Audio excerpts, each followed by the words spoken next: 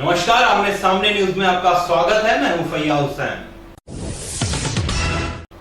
भारतीय राजनीति के तीन खानदान गांधी, नेहरू परिवार और यादव वंश के निशाने पर तो नरेंद्र मोदी थे ही, लेकिन अब इस जंग में कश्मीर के मुख्यमंत्री उमर अब्दुल्ला और उनके पिता फारूक अब्दुल्ला भी शामिल हो गए हैं। देखिए इस पर हमारी खास रिपोर्ट। लोकसभा चुनाव से पहले बीजेपी पर विपक्षी दल जुबानी हमला बोल खूब चर्चा का विषय बन रहे हैं।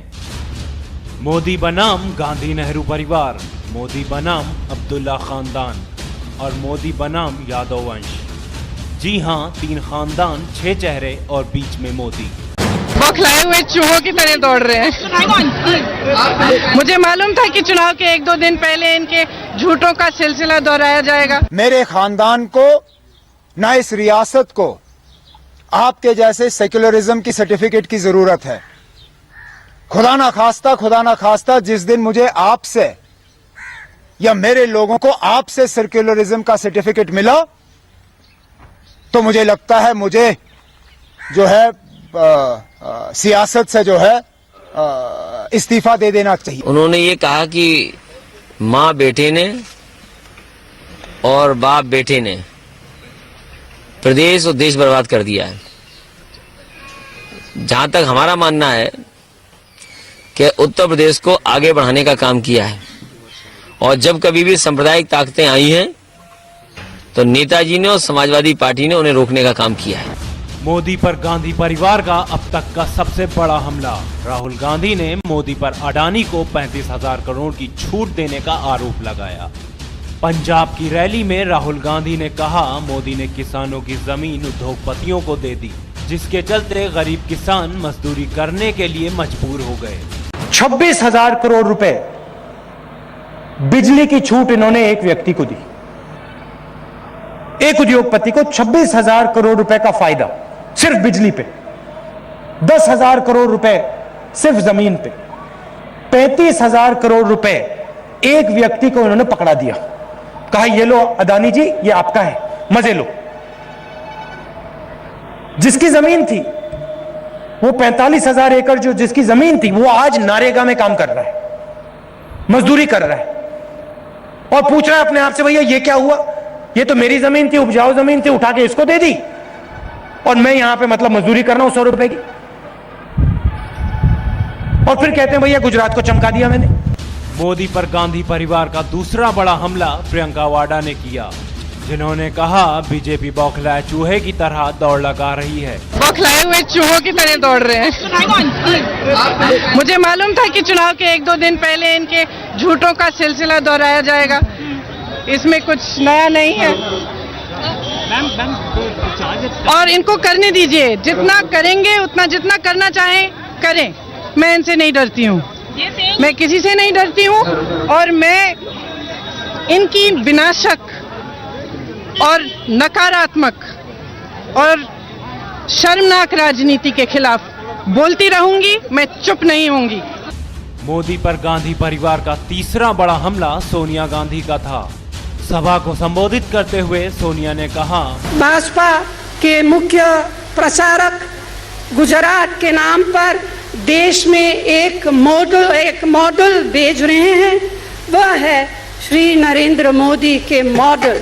रोजाना अब जरा सोचिए, जिन्हें रोजाना 11 रुपए से ज्यादा मिलता है, मोदी मॉडल में उन्हें गरीबी रेखा के नीचे नहीं माना जाता। मैं सिर्फ इतना कहूंगी कि हे भगवान, देश को बचाओ इस तरह के मॉडल से। 2014 के चुनाव में बीजेपी के पीएम पद के उम्मीदवार नरेंद्र गांधी परिवार के ये सबसे तीखे और ताजा हमले हैं। वहीं मोदी के साथ साथ बीजेपी भी इन हमलों पर पलटवार कर रही है। भारतीय जनता पार्टी के अध्यक्ष राजनाथ सिंह ने पलटवार करते हुए कहा, सत्ता लेना पाना बनना इसके लिए हम पैदा नहीं हुए थे। कांग्रेस पार्टी परेशान है, उनको नींद नहीं आ रही है, और मैं हैरान हूं जिस प्रकार की गंदी गालियां मुझे दी जा रही है। मैं हैरान हूं भाइयों, लेकिन मुझे मालूम है हम गरीबों को कौन पूछेगा भाई। वे तो सोने की चम्मच लेकर के पैदा हुए हैं और मैं रेल के डिब्बे में चाय बेचते बेचते यहां आया हूं। मैं आज से नहीं घेर रही हूं तो 12 वर्षों से घेर रही हैं और मैं समझता हूं आजाद भारत के इतिहास में जितने राजनीतिक आक्रमण नरेंद्र भाई मोदी पर हुए हैं उतने किसी भी राजनेता पर नहीं हुए हैं और जितने ही राजनीतिक आक्रमण होते गए उतने ही राजनीतिक क्षितिज पर उनकी चमक बढ़ती चली गई। इस चुनावी मौसम में राजनीतिक पार्टियां एक दूसरे पर जुबानी हमला बोल खूब सुर्खियां बटोर रही हैं। ब्यूरो रिपोर्ट, आमने सामने न्यूज। कुर्सी की हैट्रिक मारने के लिए कांग्रेस अध्यक्ष सोनिया गांधी बलरामपुर में जनसभा को संबोधित करते हुए बीजेपी के पीएम पद के उम्मीदवार नरेंद्र मोदी पर जमकर निशाना साधा। साथ ही साथ श्रावस्ती से कांग्रेस प्रत्याशी डॉक्टर विनय कुमार को वोट देने की अपील की। देखिए रिपोर्ट। इस बार के लोकसभा चुनाव में अपनी सत्ता को बरकरार रखने के लिए कांग्रेस के आला नेता पार्टी के लिए सबसे बड़ी चुनौती बन चुके मोदी लहर को दबाने के लिए लगातार उन पे हमले कर रहे हैं। वहीं कांग्रेस अध्यक्ष सोनिया गांधी ने बलरामपुर में आयोजित जनसभा को संबोधित करते हुए बीजेपी के पीएम पद के उम्मीदवार नरेंद्र मोदी पर जम के तीखी टिप्पणियां की और उनके गुजरात मॉडल को कुपोषण, भ्रष्टाचार और झूठ से ग्रसित बताया। बीजेपी पर आरोप लगाते हुए कहा, ऐसा लेक्चर देते रहते हैं जैसा कि वे दुनिया में एक ऐसे व्यक्ति है जो दूध के धुले हुए हैं। पूरे इनकी सोच में लालच और बेलगाम सत्ता की भूख का अंधेरा है।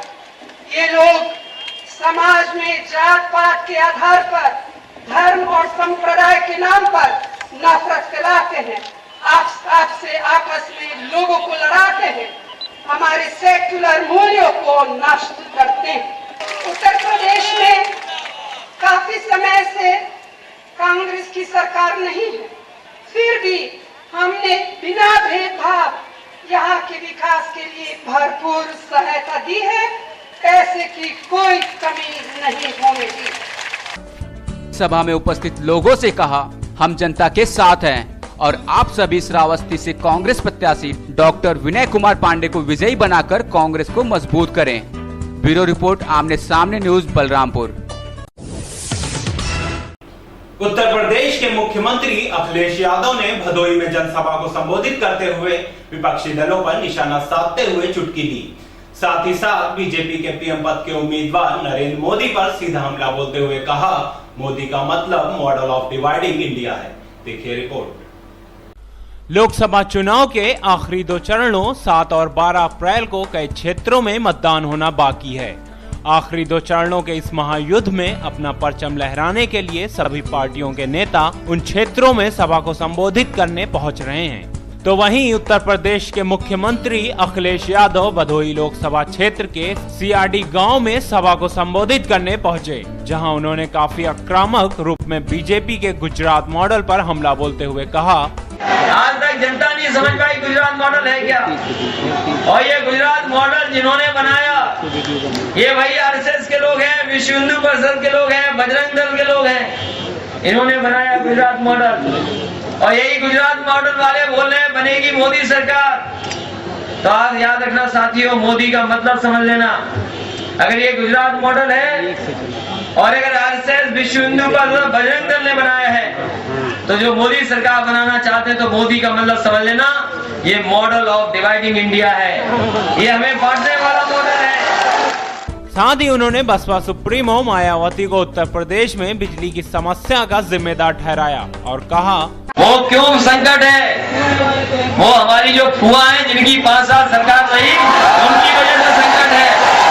35,000 करोड़ के घाटे में है और 35,000 करोड़ का घाटा अगर कहीं किसी ने किया है तो वही हमारी और नौजवान साथियों आपकी फुआ की वजह से। साथ ही उन्होंने अपने द्वारा किए गए कार्यों का बखान किया। को लागू करने का काम अगर किसी ने किया तो समाजवादी पार्टी ने 2 साल में करके दिखा दिया।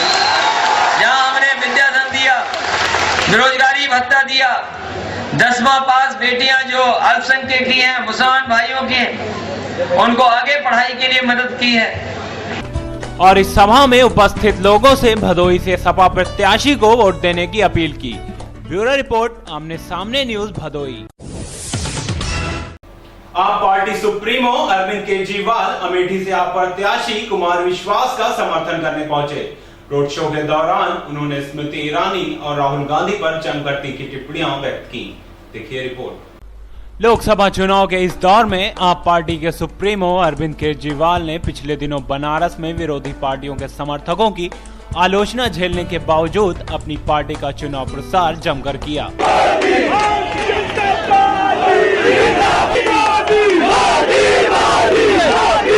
विरोध कर रहे हैं वो करेंगे जी। जब आप इस देश के सबसे बड़े वेस्टेड इंटरेस्ट्स को चुनौती देते हैं, जब आप सच्चाई के रास्ते पे चलते हैं, तो जिन लोगों के इंटरेस्ट्स को आप चुनौती दे रहे हैं वो तो विरोध करेंगे ही। तो वहीं इस बार आप प्रत्याशी कुमार विश्वास का समर्थन करने कांग्रेस के गढ़ अमेठी जा पहुंचे, जहां उन्होंने जगदीशपुर के रामलीला मैदान में सभा को संबोधित करते हुए विरोधी पार्टियों पर जमकर हमला बोला। ये तो क्लियर है कि अमेठी की जनता इस बार गांधी परिवार को हराने का मन बना चुकी है। कितने वोट से हारेंगे दैट इज एन इशू, और पूरा देश गांधी परिवार के भ्रष्टाचार से बहुत दुखी हो चुका है। लोग सोचते थे कि अमेठी के लोग क्यों चुनते हैं गांधी परिवार को, क्योंकि उनके पास ऑप्शन नहीं होती थी अमेठी वालों के पास। अभी तक इनके खिलाफ बीजेपी वाले स्मृति ईरानी टाइप कमजोर कैंडिडेट खड़ा करते थे। इस बार आम आदमी पार्टी ने अपना सबसे बड़ा नेता कुमार विश्वास खड़ा किया है और कहा ये सभी पार्टियां जनता के ही पैसे लूटकर वोट की लालच में जनता को बांट रही हैं। बांटने के लिए आए ना पैसे ले लो इनसे, सबसे अपना ही पैसा लूट रखा है इन्होंने। किसी ने कोयले में लूट लिया, किसी ने 2G में लूट लिया। पैसा सारी पार्टियों से ले लेना, स्मृति ईरानी से भी ले लेना पैसा, राहुल गांधी जी से भी ले लेना पैसा, लेकिन इस बार वोट वहीं दूसरी ओर अमेठी से आप प्रत्याशी कुमार विश्वास ने कहा, प्रियंकाएं तैयार की हैं, हर घर की लड़कियां, हर घर की महिलाएं तैयार हैं। 40 रात में गांव में रुका हुआ, पिछले 4 महीने से घूम रहा हूँ। अब वो वक्त गया, अमेठी में लहर नहीं क्रांति चल रही है इस समय अमेठी में, जो पता चलेगी 7 तारीख। जैसे जैसे चुनाव के दिन करीब आ रहे हैं वैसे वैसे सियासी हलकों में आरोप प्रत्यारोप का दौर बढ़ता ही जा रहा है। ब्यूरो रिपोर्ट, आमने सामने न्यूज अमेठी। इस बुलेटिन में फिलहाल सिर्फ इतना ही। कल फिर मिलेंगे कुछ और ज्यादा तरीन खबरों के साथ। तब तक की मुझे यानी फैयाज हुसैन को दीजिए इजाजत। नमस्कार।